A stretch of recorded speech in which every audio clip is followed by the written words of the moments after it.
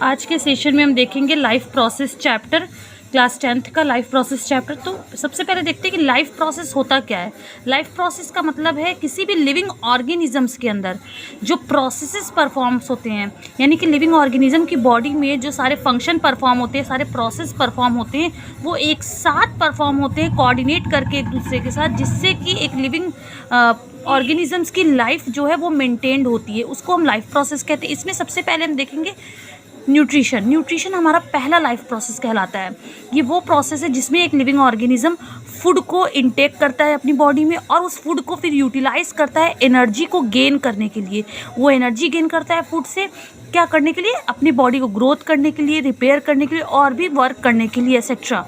ठीक है, इसमें फर्स्ट हम देखेंगे जो भी मटेरियल्स हमारे न्यूट्रिशन प्रोवाइड करते हैं ऑर्गेनिजम्स में, जो भी मटेरियल्स हमें न्यूट्रिशन देते हैं ऑर्गेनिजम्स में, वो हमारे एसेंशियल न्यूट्रिएंट्स में आ जाते हैं, like carbohydrate, fats, vitamins, minerals and proteins. These are the nutrients. तो अब हम देखेंगे टाइप्स ऑफ न्यूट्रिशन। हम टाइप्स ऑफ न्यूट्रिशन में अगर देखें तो फर्स्ट टाइप हमारा ऑटोट्रॉफिक न्यूट्रिशन आता है। और हम जानते हैं कि ऑटोट्रॉफिक न्यूट्रिशन क्या है?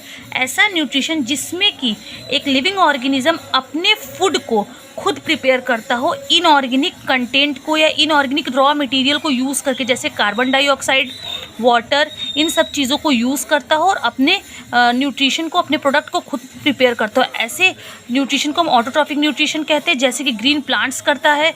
कोई भी कुछ ऑटोट्रॉफिक बैक्टीरिया भी हैं जो कि ऑटोट्रॉफिक न्यूट्रिशन परफॉर्म करते हैं।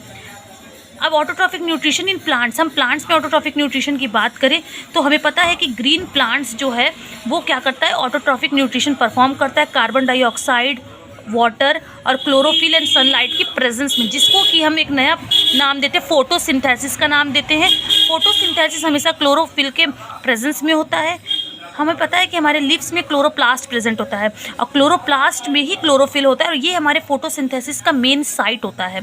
यहाँ पे क्या होता है? ये कैपेबल होते हैं क्लोरोफिल सनलाइट एनर्जी को, सनलाइट की एनर्जी को ट्रैप करने के लिए, और यही सनलाइट एनर्जी यूज़ करके ये अपने फूड को प्रिपेयर करते हैं by the process of photosynthesis. हम क्या क्या इवेंट्स होते हैं फोटोसिंथेसिस में, ये अब हम यहाँ पे देखेंगे कि फोटोसिंथेसिस में क्या क्या प्रोसेस होते हैं।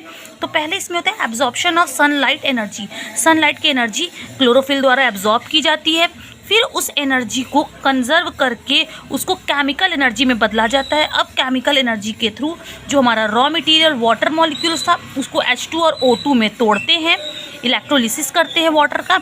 आफ्टर दैट हमारा जो कार्बन डाइऑक्साइड गैस हमने लिया था उसको कार्बोहाइड्रेट्स में रिड्यूस करते हैं, कार्बोहाइड्रेट्स यानी ग्लूकोज में रिड्यूस करते हैं और हमारा फूड यहाँ पे प्रिपेयर हो जाता है।